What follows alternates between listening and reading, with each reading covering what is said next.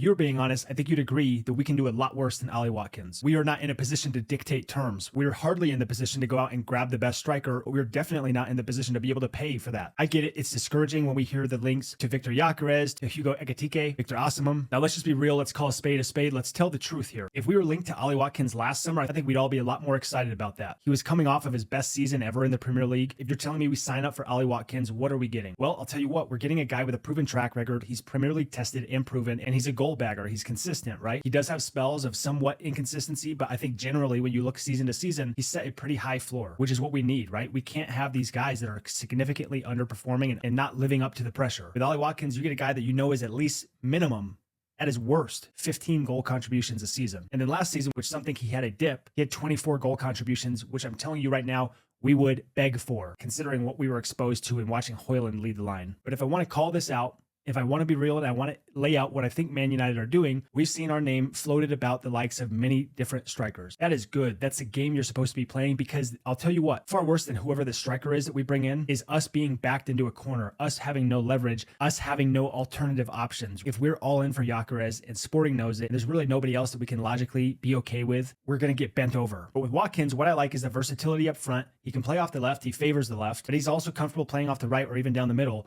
And then you've got Matheus Cunha and you've got Bryan Mbeumo once we finally get that signing done.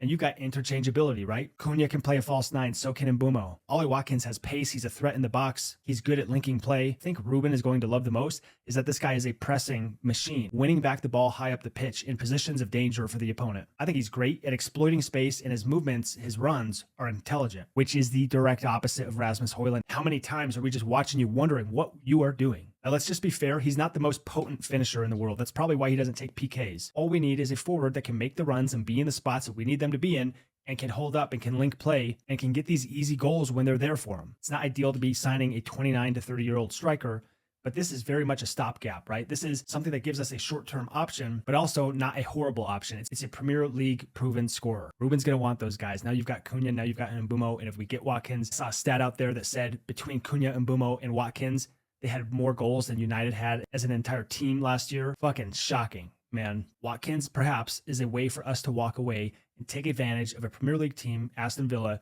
who are desperate to sell, who need to for PSR, and who Watkins isn't necessarily the most pumped player he's ever been, after seemingly falling out of favor last year, ironically to Marcus Rashford, of all people. I'll tell you this for free, if it's 60 million that they're wanting for Watkins, I think this is a non-starter. I don't think we're signing this guy for 60 million. There's no way. Is it my plan A? Probably not. But would I be okay with it as plan B, plan C? Hell yeah, I would.